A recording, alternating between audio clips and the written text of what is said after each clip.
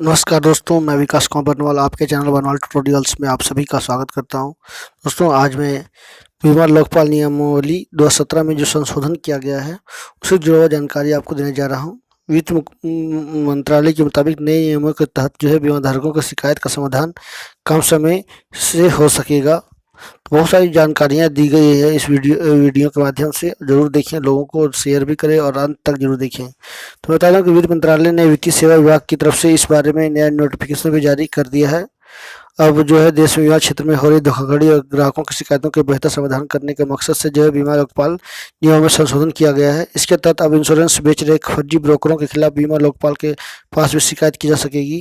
वित्त मंत्रालय के वित्तीय विभाग जो है इसका नोटिफिकेशन जारी कर दिया है।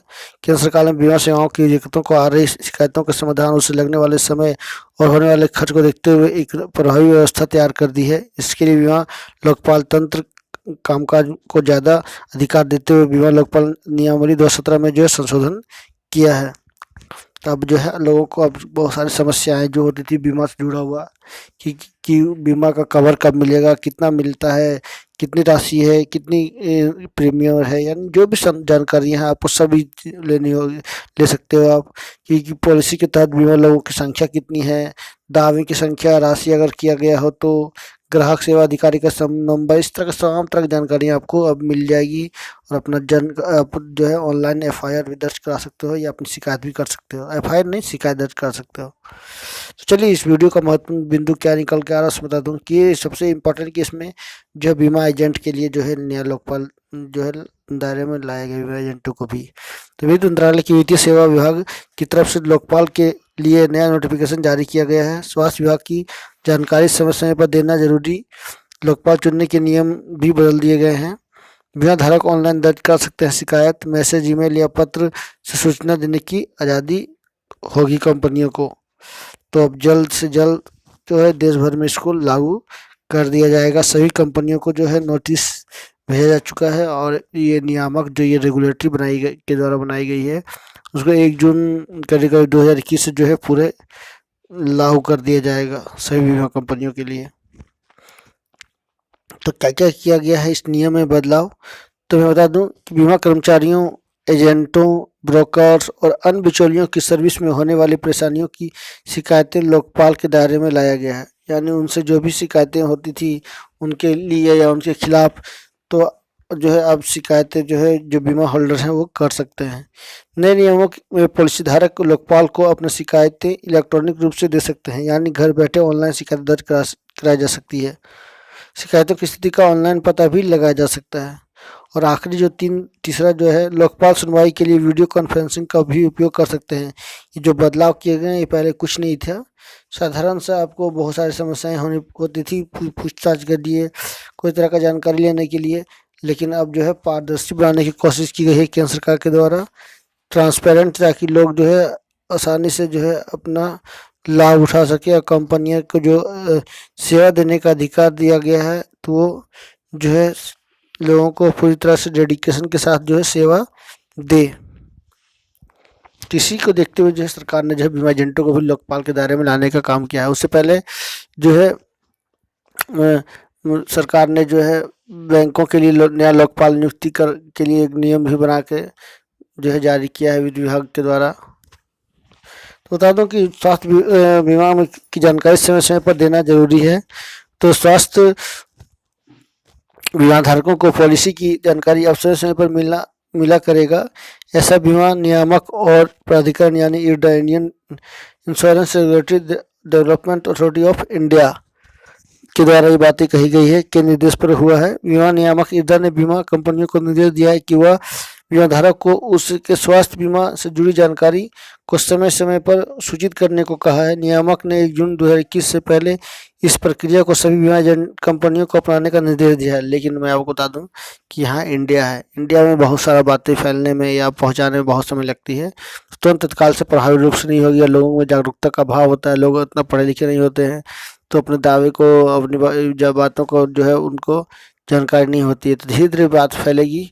सरकार को विशेष रूप से इस तरह का कानून या जो भी निकाला गया है या टोल फ्री नंबर दिया गया है या लोकपाल के द्वारा लगे, इस कानून को जो भी बीमा का ऑफिस होगा बीमा कंपनियां का, उसको बाहर में लगाने का, या जो भी पॉलिसी ले रहे हैं उस पॉलिसी के साथ साथ ये भी दिखाना चाहिए हेडलाइन पे। इस तरह से लोग जानकार होंगे और अपना जो है उनको जो अधिकार मिला है उनको लिया जा सकता है उनके द्वारा। तो कंपनियों को ये सारी जानकारी उपलब्ध करानी होगी। क्या क्या है, तो कुल मिलाकर 10 बातें की गई है। तो मैं बता दूं कि बीमा पॉलिसी का नाम और उसका नंबर, बिल्कुल सही बात है, सबसे इम्पोर्टेंट बात है। कवर राशि और बोनस पॉलिसी के तहत विविध लोगों की संख्या, ये तीसरा था। चौथा में पॉलिसी की अवधि। पांचवा में बता दूं कि दावे की संख्या और राशि अगर किया गया हो तो जो राशि दावा की गई है। और छठा की शेष कवर राशि और बोनस अगर उपलब्ध हो। सातवां पॉलिसी नवीकरण की तारीख। आठवां नवीकरण करने के लिए प्रीमियम की राशि। नौवां ग्रेस पीरियड। और आखिरी जो है ग्राहक सेवा अधिकारी का नंबर या ईमेल, ताकि लोग जो है आसानी से कांटेक्ट कर सके, उनको परेशानी ना हो, कोई तरह का पूछताछ करना हो पॉलिसी के बारे में, तो सभी तरह की जानकारी अब जो है उनको एक ही प्लेटफॉर्म पे आसानी से मिल सकती है, एकदम पारदर्शी तरीके से। तो लेकिन लोगों को इसमें जागरूक होने की ज़रूरत है कि सरकार जो नियम बनाई है उसको किस तरह से फॉलो करवाया जाए, उस तरह से किस तरह से लागू करवाया जाए। सरकार के साथ साथ आमजनों यानी पॉलिसी होल्डर सभी को जो इसमें जागरूक होने की ज़रूरत है, क्योंकि जब तक लोग जागरूक नहीं होंगे अपने स्तर से आप कितने भी नियम बना लो, कंपनियां फॉलो नहीं करती हैं। सरकार के पास इतना संसाधन नहीं होता है कि वो अपना उसको लागू करवा सके, लेकिन लोगों को भी जो है अपना एक्टिव रहने की ज़रूरत है। तो बीमा धारकों को कैसे मिलेगा फ़ायदा, एक काफ़ी इंपॉर्टेंट सवाल निकल कर आ रहा है।